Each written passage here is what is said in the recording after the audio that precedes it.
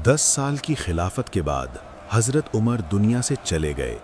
लेकिन उनकी वफ़ात के सिर्फ 3 दिन बाद हज़रत उस्मान मुसलमानों के नए खलीफा बने, जो एक बड़े सहाबी होने के साथ साथ दुनिया के सबसे अमीर लोगों में से भी थे। जिसके बाद हज़रत उस्मान 12 साल तक मुसलमानों के खलीफा रहे, जिसमें उन्होंने मुसलमानों को एक कुरान पर यूनाइट यानी मुत्तहिद किया, इस्लाम की पहली करेंसी बनाई, मक्का और मदीना की मस्जिदों को एक्सटेंड यानी वसी किया, जो आज तक जारी है। लेकिन खिलाफत की सबसे पहली और बड़ी बगावत भी हज़रत उस्मान के दौर में ही हुई। लेकिन अब मसला ये है कि इस सब के बाद भी लोग बाकी 2 खलीफाओं के बारे में तो बहुत जानते हैं, लेकिन हज़रत उस्मान के बारे में लोग बहुत कम जानते हैं।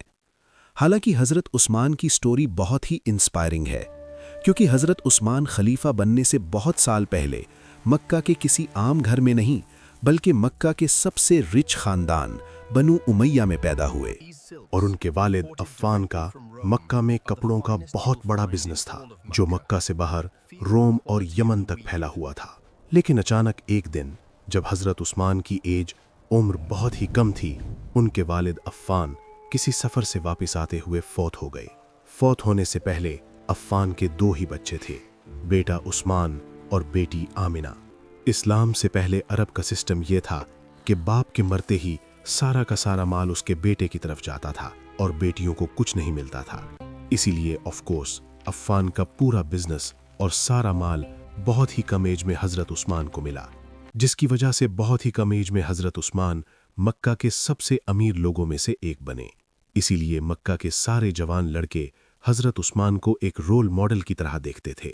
इतना ज़्यादा पैसा होने के बाद भी हज़रत उस्मान ने मक्का के बाकी शहजादों की तरह एक अय्याशी की ज़िंदगी गुजारने की बजाय अपने ख़ानदान के बिजनेस पर फोकस किया और उसे एक इंटरनेशनल बिजनेस बनाया। अपने इसी बिजनेस की वजह से हज़रत उस्मान मक्का में इतने फेमस हुए कि मक्का की माएँ अपने बच्चों से कहा करती थीं कि मैं तुमसे इतनी मोहब्बत करती हूँ जितनी कुरैश उस्मान से करते हैं। अब जब हज़रत उस्मान मक्का में अपने कपड़ों का बिजनेस कर रहे थे, वहाँ एट द सेम टाइम एक दूसरे आदमी का बिजनेस भी बहुत तेज़ी से आगे बढ़ रहा था, हज़रत अबू बकर रदी अल्लाहु अन्हु। और यहीं से इन 2 ग्रेट सहाबा की दोस्ती शुरू हुई। नाउ जब हज़रत उस्मान का बिजनेस मक्का में अपनी पीक पर था, एग्जैक्ट उसी टाइम मक्का के एक गार में रसूल अल्लाह सल्लल्लाहु अलैहि वसल्लम पर पहली वही नाजिल हुई। आप सल्लल्लाहु अलैहि वसल्लम के घर वालों के बाद सबसे पहले इस्लाम अबू बकर रदी अल्लाहु अन्हु ने कबूल किया, और इस्लाम कबूल करते ही वो सीधा अपने दोस्त उस्मान रदी अल्लाहु अन्हु के पास गए और उन्हें भी इस्लाम की तरफ लेकर आए। हज़रत उस्मान, जिन्हें मक्का के जवान अपना रोल मॉडल समझते थे, उनका इस्लाम कबूल करना पूरे मक्का और स्पेशली उनके ख़ानदान बनु उमैया के लिए एक बहुत बड़ा धचका था, क्योंकि हज़रत उस्मान के बाद सबको इस बात का पता था कि अब मुसलमानों को पैसों की ज़्यादा कमी नहीं होगी, क्योंकि हज़रत उस्मान बनु उमैया के पहले और अकेले शख्स थे जिन्होंने अपने ख़ानदान के ख़िलाफ़ जाकर इस्लाम कबूल किया था। जब आप सल्लल्लाहु अलैहि वसल्लम मक्का में लोगों को इस्लाम की तरफ बुलाने लगे, तो पहले पहले लोगों का ख्याल था कि मोहम्मद सल्लल्लाहु अलैहि वसल्लम ये सब कुछ सिर्फ अपने ख़ानदान बनु हाशिम को प्रमोट करने के लिए कर रहे हैं। इसीलिए लोग इस्लाम को सिर्फ एक कबीले का रिलीजन समझते थे। लेकिन अचानक एक दिन कुरान की एक सूरत नाजिल हुई, सूरह मसद, जिसमें अल्लाह ने मक्का के सारे लोगों को छोड़कर आप सल्लल्लाहु अलैहि वसल्लम के चचा अबू लहब और उसकी बीवी के लिए बहुत ही सख्त अल्फाज यूज़ किए, ताकि इन आयतों की वजह से सबको पता चल जाए कि इस्लाम किसी ख़ानदान के लिए नहीं बल्कि पूरी दुनिया के लिए है। लेकिन अब मसला ये था, जिस चचा के बारे में कुरान की ये आयात नाजिल हुई थीं, उसी के 2 बेटों के साथ आप सल्लल्लाहु अलैहि वसल्लम की 2 बेटियों का निकाह हो चुका था। तो अब जब इन आयतों का आप सल्लल्लाहु अलैहि वसल्लम के चचा अबू लहब और उसकी बीवी को पता चला, तो उन्हें बहुत गुस्सा आया और उन्होंने आप सल्लल्लाहु अलैहि वसल्लम से बदला लेने के लिए अपने बेटों को हुक्म दिया कि वो आप सल्लल्लाहु अलैहि वसल्लम की बेटियों को तलाक दे दें। اب جب حضرت عثمان نے یہ دیکھا کہ صرف آپ صلی اللہ علیہ وسلم کو کمزور کرنے کے لیے ان کی بیٹیوں کو طلاق دیا گیا ہے تو وہ سیدھا آپ صلی اللہ علیہ وسلم کے پاس پہنچے اور ان سے ان کی بیٹی رقیہ کا ہاتھ مانگا۔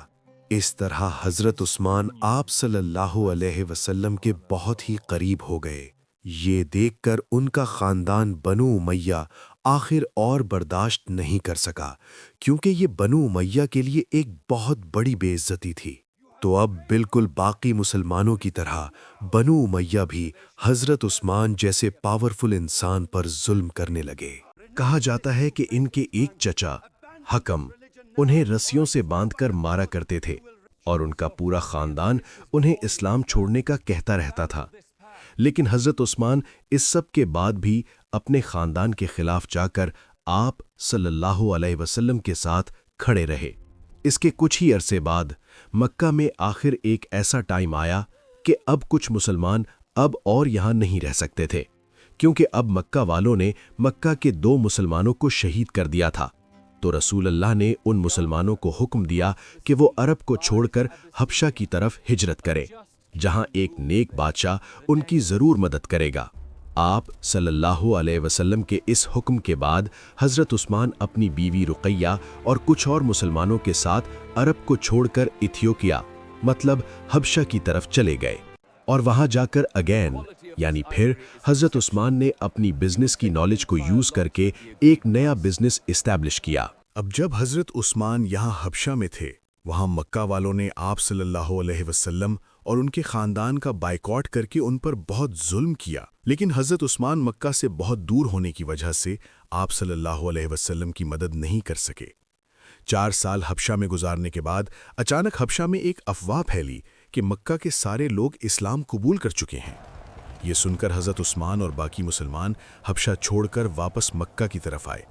لیکن یہاں آ کر انہوں نے دیکھا کہ یہ سب کچھ بالکل جھوٹ تھا۔ لیکن اب مکہ سے واپس حبشہ جانے کی بجائے رسول اللہ نے مسلمانوں کو مدینہ کی طرف ہجرت کرنے کا حکم دیا۔ اب مدینہ مکہ سے بالکل اپوزٹ ایک بہت ہی غریب علاقہ تھا، اور وہاں پر مسلمانوں کے حالات اتنے خراب تھے کہ انہیں پینے کے لیے پانی بھی اویلیبل نہیں تھا۔ یہ دیکھ کر رسول اللہ نے مدینہ کے سارے مسلمانوں کو جمع کیا اور ان سے کہا کہ جو بھی مسلمان اس یہودی سے یہ کنواں بیر روما خرید کر مسلمانوں کے لیے کھول دے گا، اس کی جگہ جنت میں ہوگی۔ اب مدینہ میں آف کورس کوئی بھی ایسا نہیں تھا جو اتنے سخت حالات میں اس کنویں کو افورڈ کر سکتا ہو، لیکن صرف ایک شخص ایسا تھا جس کا بزنس شام، یمن اور اب حبشہ تک پھیلا ہوا تھا، حضرت عثمان۔ حضرت عثمان سیدھا اس یہودی کے پاس گئے، لیکن اس یہودی نے کہا کہ میں یہ کنواں نہیں بیچنا چاہتا، کیونکہ اس کنویں کے پانی پر اس نے ٹیکس لگایا تھا اور اس پانی کو بہت مہنگا بیچتا تھا۔ تو حضرت عثمان نے اس یہودی کے ساتھ ایک ڈیل کی اور اس سے آدھا کنواں خریدا، مطلب ایک دن یہ کنواں حضرت عثمان کا ہوگا اور ایک دن یہودی کا۔ اس یہودی نے یہ آفر خوشی سے ایکسپٹ کر لی، لیکن کچھ دنوں بعد اسے پتہ چل گیا کہ یہ اس نے بہت بڑی غلطی کی ہے، کیونکہ جس دن یہ کنواں حضرت عثمان کے پاس ہوتا تھا، اس دن مدینہ کے سارے لوگ آ کر اس کنویں سے پانی بھر کر لے جاتے تھے، اور اگلے دن یہودی کے پاس کوئی بھی پانی لینے کے لیے نہیں آتا تھا، مطلب اس کنویں سے یہودی کی کمائی بالکل ختم ہو چکی تھی۔ تو اس یہودی نے حضرت عثمان کے پاس آ کر مجبوراً انہیں سارا کنواں بیچ دیا، اور اس طرح حضرت عثمان نے 20,000 درہم میں یہ کنواں خرید کر مسلمانوں کے لیے ڈونیٹ کر دیا۔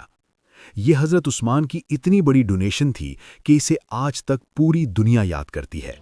کیونکہ یہ کنواں اور اس کے پاس زمین آج تک حضرت عثمان کے نام پر سعودی عرب میں رجسٹرڈ ہے، اور اس کنویں اور اس کے آس پاس زمین سے جتنی انکم آتی ہے، اس سے حضرت عثمان کے نام پر ہی مدینہ میں ایک بہت بڑا ہوٹل بنایا گیا ہے۔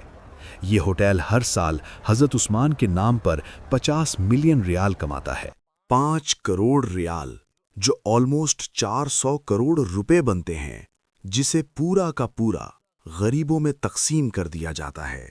مطلب حضرت عثمان واحد صحابی ہیں جن کے نام سے آج تک اللہ کی راہ میں کروڑوں دیے جاتے ہیں۔ یہ کنواں خریدنے کے کچھ ہی عرصے بعد اسلام کی پہلی جنگ کا ٹائم آیا، جنگ بدر، جس میں رسول اللہ صلی اللہ علیہ وسلم مدینہ سے 313 مسلمانوں کی فوج لے کر بدر کی طرف روانہ ہوئے، لیکن مسئلہ یہ تھا کہ حضرت عثمان مسلمانوں کی اس فوج میں نہیں تھے، کیونکہ ان کی بیوی اور آپ صلی اللہ علیہ وسلم کی بیٹی رقیہ کی طبیعت بہت خراب تھی۔ اسی لیے آپ نے حضرت عثمان کو مدینہ میں رہنے کا حکم دیا۔ لیکن اب جب آپ اور مسلمان جنگ بدر لڑنے میں بزی تھے، وہاں ان کی بیٹی رقیہ کی طبیعت بہت خراب ہوئی اور وہ اس دنیا سے چلی گئیں۔ جب رسول اللہ صلی اللہ علیہ وسلم جنگ بدر جیت کر واپس مدینہ پہنچے تو مسلمان بہت خوش تھے اور جنگ جیتنے کا جشن منا رہے تھے، لیکن اسی وقت آپ صلی اللہ علیہ وسلم کو ان کی بیٹی رقیہ کی موت کی خبر دی گئی، جس پر آپ صلی اللہ علیہ وسلم کو اس جیت کے دن بھی بہت دکھ ہوا۔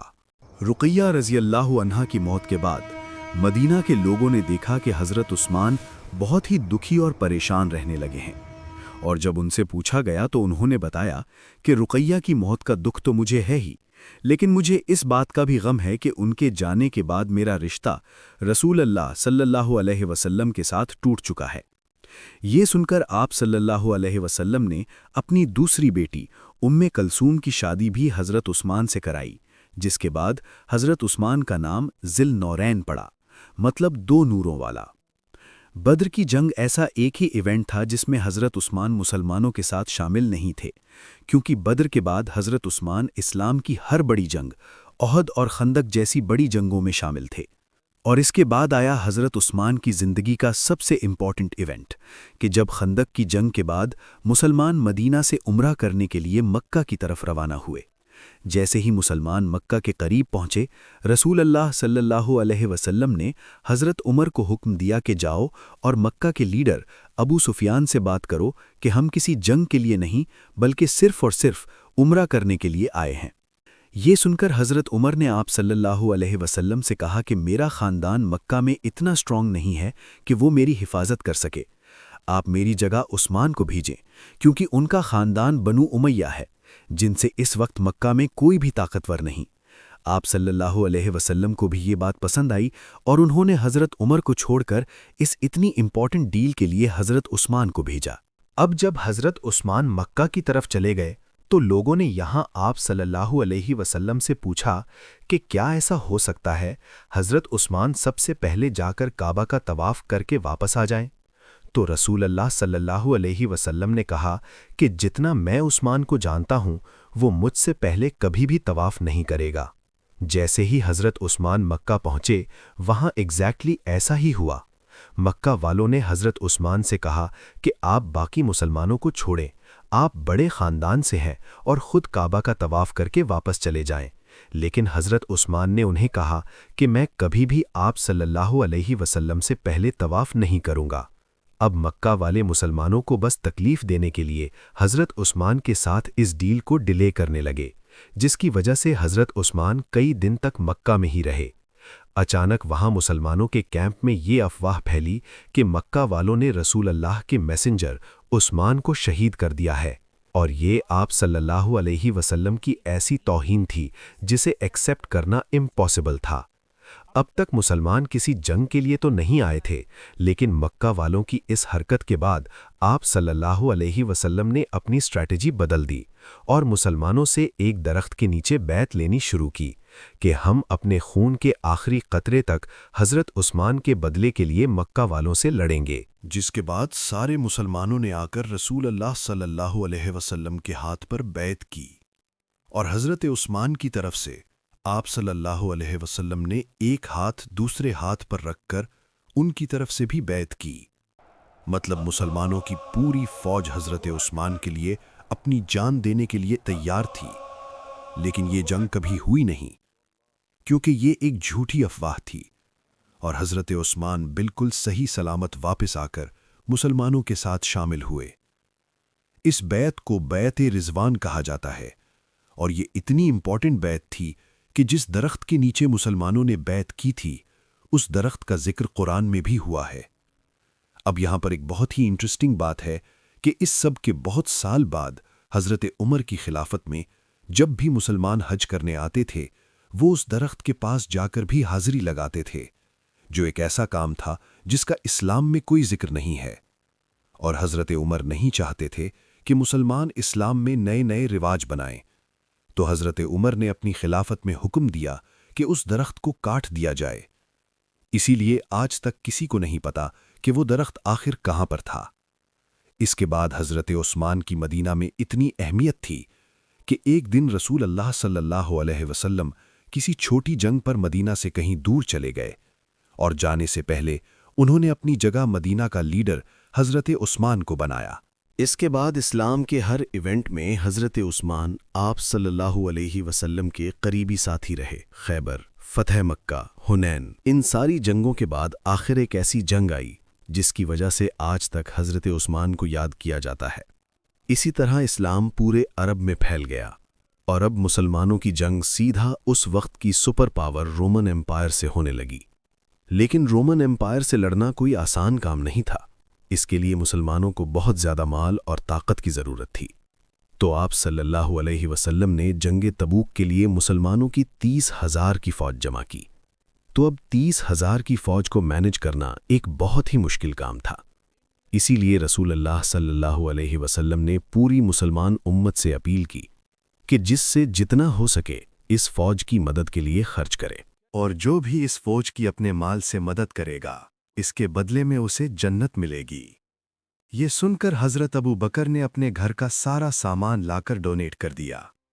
حضرت عمر نے اپنے گھر کا آدھا سامان، مسلمان عورتوں نے اپنے زیور، اور ایون یہاں تک کہ ایک غریب صحابی ایسے بھی تھے جنہوں نے کچھ کھجور لا کر آپ صلی اللہ علیہ وسلم کے سامنے پیش کیے، جس سے آف کورس مسلمانوں کی فوج کو فائدہ تو ہوا، لیکن اصل میں اس پوری فوج کے پیچھے سب سے زیادہ فنڈنگ صرف ایک ہی صحابی کی تھی، حضرت عثمان۔ جب مسلمان ہر طرف سے تبوک کی جنگ کے لیے جمع ہونے لگے تو حضرت عثمان نے ان کے لیے سب سے پہلے 1,000 اونٹ، 70 گھوڑے، 10,000 گولڈ کوائنز، 70,000 سلور کوائنز، یہ سب مسلمانوں کی فوج کو ڈونیٹ کر دیے، جس کا اگر آج حساب لگایا جائے تو یہ بلینز آف روپیز بنتے ہیں۔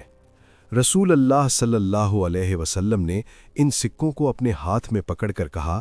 آج کے بعد عثمان جو بھی کرے اسے کوئی نقصان نہیں ہوگا۔ حضرت عثمان اور باقی مسلمانوں کی مدد سے مسلمانوں کی فوج مدینہ سے رومن امپائر کی طرف روانہ ہوئی، لیکن یہ فوج اتنی بڑی تھی کہ صرف اس کے کھانے پینے کا خرچہ بھی بہت بڑا تھا، اور کچھ ہی دنوں بعد اس فوج کے کھانے پینے کا سامان ختم ہونے لگا، اور لوگ رسول اللہ صلی اللہ علیہ وسلم کی طرف مدد کے لیے دیکھنے لگے۔ یہ دیکھ کر حضرت عثمان فل سپیڈ گئے اور ایک بار پھر کئی اونٹوں کو کھانے پینے کی چیزوں سے بھر کر مسلمانوں کی فوج کی طرف لے کر آئے۔ جب آپ صلی اللہ علیہ وسلم نے حضرت عثمان کے اس قافلے کو دور سے آتا ہوا دیکھا تو وہ بہت خوش ہوئے، اور انہوں نے لوگوں سے کہا کہ وہ دیکھو، تمہاری مدد کے لیے سرخ اونٹ سامان لا رہے ہیں۔ اور جیسے ہی یہ قافلہ پہنچا، آپ صلی اللہ علیہ وسلم نے اللہ سے دعا کی کہ یا اللہ، میں عثمان سے خوش ہوں اور آپ بھی عثمان سے راضی ہوں۔ اب مسئلہ یہ تھا کہ جیسے ہی مسلمان تبوک کی جنگ کے لیے پہنچے، رومن امپائر کی فوج پہلے ہی وہاں سے بھاگ چکی تھی، مطلب کوئی جنگ ہوئی ہی نہیں۔ تو اب چاہیے تو یہ تھا کہ حضرت عثمان اپنا سارا ڈونیٹ کیا ہوا مال مسلمانوں کی فوج سے واپس لے لیتے، لیکن انہوں نے ایسا نہیں کیا، اور جنگ نہ ہونے کے باوجود بھی اپنا یہ سارا مال مدینہ کی ریاست کو ڈونیٹ کر دیا۔ اس طرح آپ صلی اللہ علیہ وسلم اپنے آخری دن تک حضرت عثمان سے خوش رہے۔ اسی لیے ان کی وفات کے بعد اسلام کے پہلے خلیفہ ابو بکر رضی اللہ نے حضرت عثمان کو اپنا بڑا منسٹر بنایا، اور حضرت عثمان اسی طرح اپنے بزنسز کی طاقت سے مسلمانوں کی اس خلافت کو سپورٹ کرتے رہے، جس کے بعد حضرت عمر کی خلافت میں بھی حضرت عثمان ان کے سب سے بڑے منسٹرز میں سے رہے۔ لیکن جیسے ہی حضرت عمر کی شہادت کے بعد حضرت عثمان مسلمانوں کے خلیفہ بنے، رومن اور پرشین امپائر کے بادشاہوں کو سمجھ آ گئی کہ یہی ٹائم ہے مسلمانوں کی اس خلافت کو ختم کرنے کا، اور انہوں نے مسلمانوں کی اس خلافت پر ہر طرف سے حملہ کر دیا۔ تو اب حضرت عثمان نے یہ پروف کرنا تھا کہ وہ حضرت عمر کی اس اتنی بڑی خلافت کو ڈیفینڈ کر سکتے ہیں یا نہیں۔